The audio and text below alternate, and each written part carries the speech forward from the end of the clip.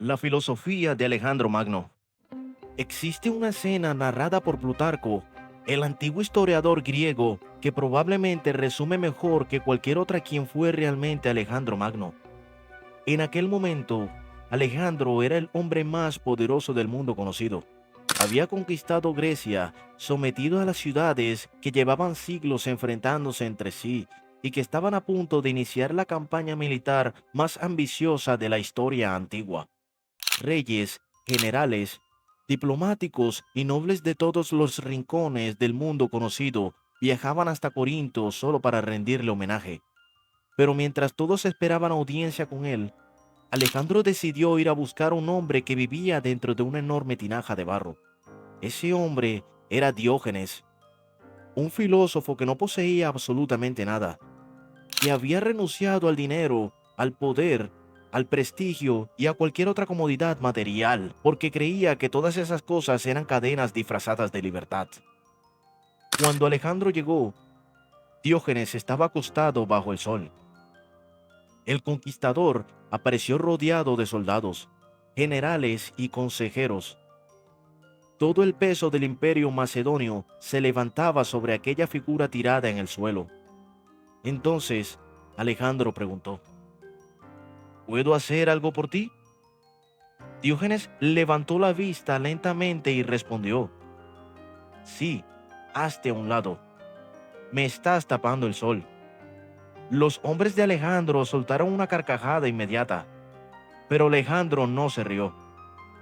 Se quedó observándolo en el silencio durante unos segundos y finalmente dijo una frase que atravesaría la historia: Si no fuera Alejandro, me gustaría ser Diógenes.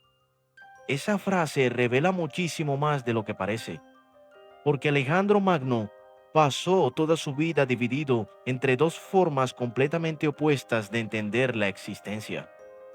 Por un lado, el deseo infinito de conquistar el mundo, y por el otro, la fascinación por quienes no necesitaban conquistar nada.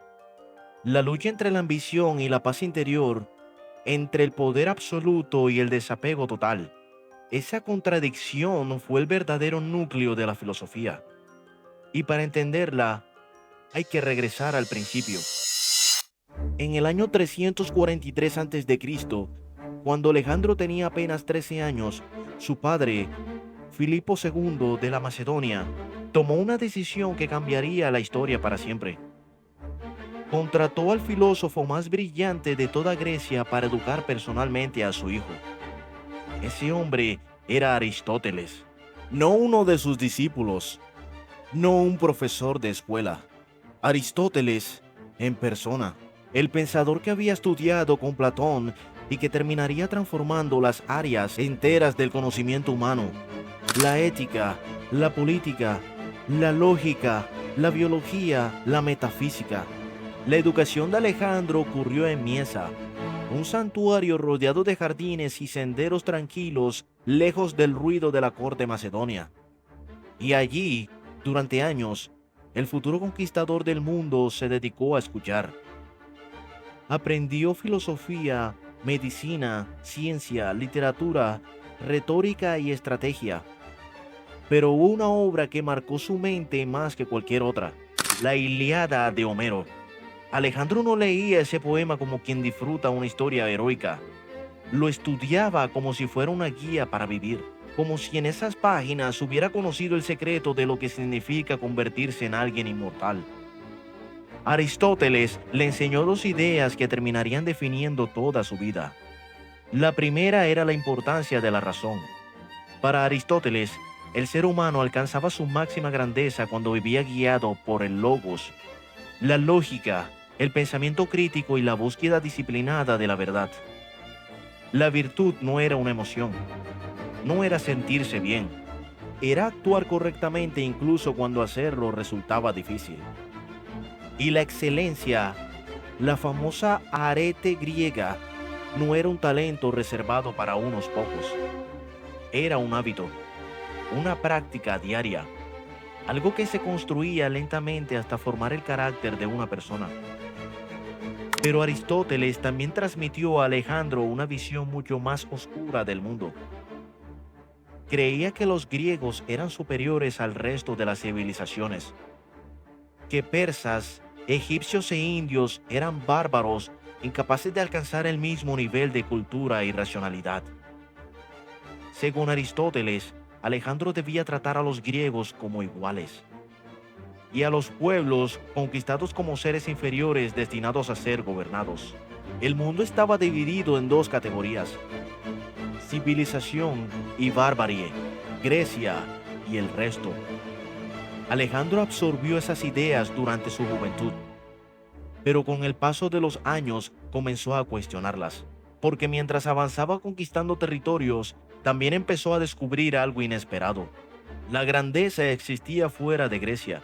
Encontró nobles persas capaces de morir con honor, sacerdotes egipcios guardianes de conocimientos milenarios, filósofos indios que debatían con una profundidad que sorprendía incluso a los propios griegos.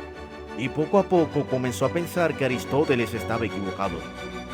Ese rechazo fue uno de los momentos filosóficos más importantes de toda la antigüedad, porque Alejandro empezó a imaginar un mundo distinto. Para entender por qué, primero hay que comprender qué era lo que lo impulsaba. Los griegos tenían una palabra para describirlo: pothos. Es una palabra difícil de traducir. No significa simplemente deseo. Es más bien una especie de hambre espiritual, una necesidad constante de alcanzar algo que siempre parece estar más allá del horizonte, un vacío imposible de llenar. Alejandro vivía consumido por ese sentimiento. Parte de ese fuego nació gracias a su madre, Olimpia, una mujer profundamente religiosa, intensa y obsesionada con la idea del destino. Ella convenció a Alejandro desde pequeño de que no era un hombre común. Le repetía constantemente que descendía de Aquiles e incluso de Zeus. Y Alejandro terminó creciendo con esa sensación de haber nacido para algo gigantesco. Pero la otra gran influencia sobre él fue Aquiles, el héroe central de la Ilíada. Aquiles sabía que podía elegir entre dos destinos: una vida larga y olvidada o una vida corta, peligrosa y gloriosa. Y eligió la gloria. Eligió ser recordado para siempre. Alejandro tomó exactamente la misma decisión. Dormía con una copia de la Ilíada bajo la almohada junto a una daga, como si necesitara tener cerca al mismo tiempo el sueño y la violencia. Cuando cruzó hacia Asia a los 22 años, lo primero que hizo fue visitar Troya. Corrió hasta la supuesta tumba de Aquiles, dejó una corona sobre ella y pronunció unas palabras profundamente reveladoras. Aquiles fue afortunado por haber tenido a Homero para inmortalizar su nombre. Incluso en medio de su grandeza, Alejandro ya estaba pensando en algo que lo obsesionaría toda su vida: el miedo a ser olvidado. Esa es la primera gran base de su filosofía. La gloria era la única forma de vencer a la muerte. Por eso peleaba en primera línea. Por eso arriesgaba la vida constantemente. Por eso cruzaba desiertos imposibles y avanzaba hacia territorios desconocidos. No era simple imprudencia, era una manera de vivir. Pero Alejandro no quería únicamente conquistar el mundo, también quería comprenderlo. Por eso visitaba acompañado de científicos, filósofos y estudiosos. Recolectaba plantas, animales y conocimientos para enviárselos a Aristóteles. Pasaba noches enteras debatiendo ideas con pensadores de distintas culturas. Y cuando más conocía otras civilizaciones, más se alejaba de la visión de su maestro. Cuando llegó a Egipto, por ejemplo, no saqueó los templos, los respetó. Participó en rituales religiosos y realizó ofrendas a dioses extranjeros. Más adelante atravesó cientos de kilómetros desierto solo para consultar al oráculo de Siwa. No tenía valor militar. No servía para conquistar nada. Lo hizo porque necesitaba entender quién era realmente. Allí, el oráculo lo llamó Hijo de Amón, una deidad egipcia asociada con Zeus.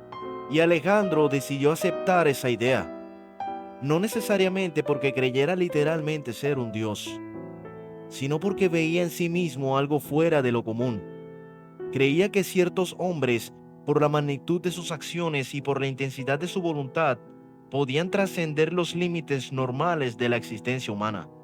Después de conquistar Persia, comenzó a tomar decisiones que indignaron a los macedonios. Adoptó vestimentas persas, integró nobles persas a su gobierno, promovió matrimonios entre griegos y orientales, incorporó soldados persas dentro de su ejército. Muchos de sus hombres sintieron que Alejandro estaba traicionando sus raíces, pero él defendía una idea revolucionaria para su época, que el mundo no estaba dividido entre civilizados y bárbaros, que todas sus culturas tenían algo valioso que aportar, que cualquier ser humano era capaz de honor, sabiduría y valentía. Esa visión se conocía como monoia, la unión entre pueblos distintos.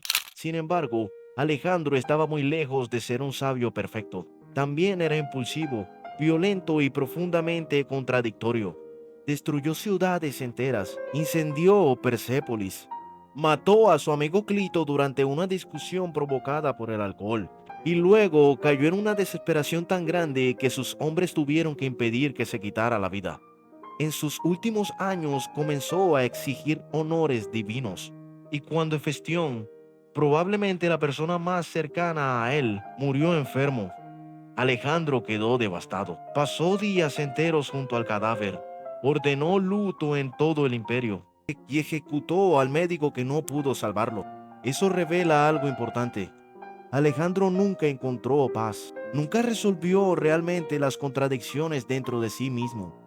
Por eso quizá la mejor manera de entenderlo no es verlo como un hombre que tenía una filosofía clara, sino como alguien que pasó toda su vida intentando descubrirla. Quería gloria, pero también conocimiento. Deseaba unir culturas, aunque utilizaba la guerra para lograrlo. Admiraba a Diógenes, el hombre que no necesitaba nada, mientras él mismo era incapaz de dejar de desear más. Y tal vez de ahí reside lo más humano de Alejandro Magno. Creía que el ser humano tiene una obligación de desafiar todos los límites posibles. Los límites del miedo, del conocimiento, de la geografía, de los prejuicios, de lo que otros consideran imposible. Vivió siguiendo esa idea hasta el último día.